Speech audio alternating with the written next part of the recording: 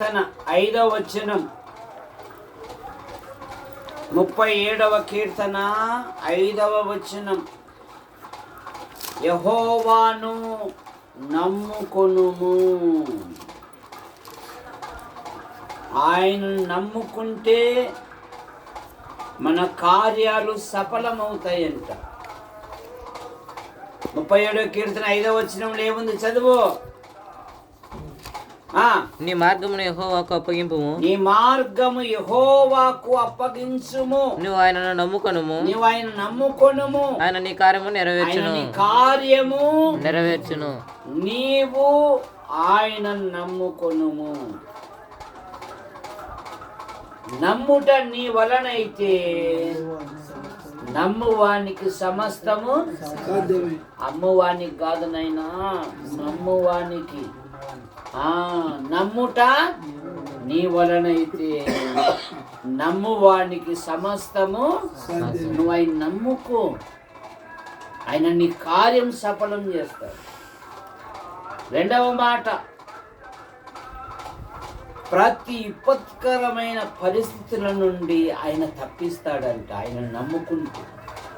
ఇర్మీయా గ్రంథం 39వ అధ్యాయము 18వ వచనములో ప్రతి పరిస్థితి నుండి ఆయన తప్పించు దేవుడు. 39:18.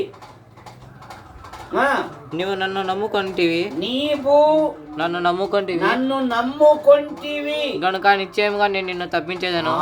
నేను తప్పించేదను. నీవు నన్ను నమ్ముకొంటివి కనుక నిశ్చయముగా నేను నిన్ను తప్పించేదను. శత్రుఘ్న మేషక అబేద్గోలు ఏమన్నారు? మండుచున్న వేడిమి గల ఈ అగ్నిగుండము నుండి తప్పించి రక్షించుటకు మా దేవుడు. ఆయన తప్పించు దేవుడు. నువ్వు నన్ను నమ్ముకున్నావు, నేను నిన్ను తప్పించేదను. శత్రువుల మీద నుండి విజయం కలగజేస్తాడంట ఆయన నమ్ముకుంటే చాలు. దినవృత్తాంతములు, మొదటి దినవృత్తాంతములు 14వ అధ్యాయము 15వ వచనం.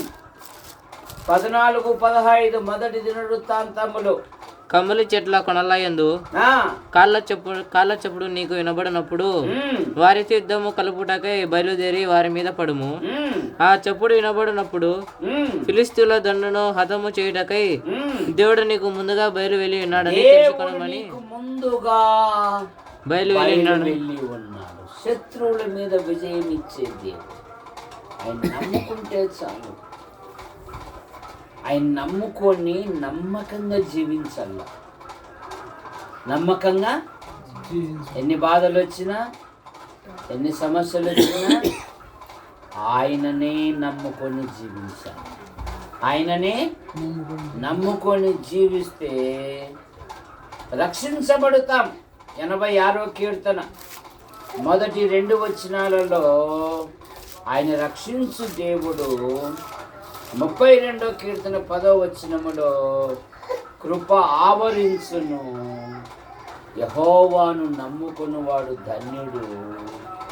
యెహోవా వారిని సురక్షితముగా కాపాడుతాడు. ఏం పేరమ్మా మీ ఆయన పేరు? దానమయ్య. ప్రేమించిన మా తండ్రి దానమయ్య గారు, ఆయన భార్య, వారి సంతానం, ఇరువురి యొక్క పెద్దలను దీవించండి. పిల్లల మీద ఎందును, మనుషుల దయందును, వయసులో, జ్ఞానములో, విద్యలో ఎదుగుటకు సహాయం దయచేయండి.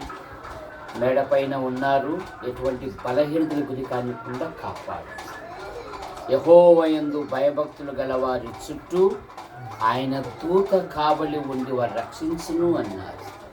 ఇక్కడ చేరిన ప్రతి వారిని దీవించమని యేసు ప్రభు నామములో ప్రార్థిస్తున్నాం తండ్రి. ఆమేన్.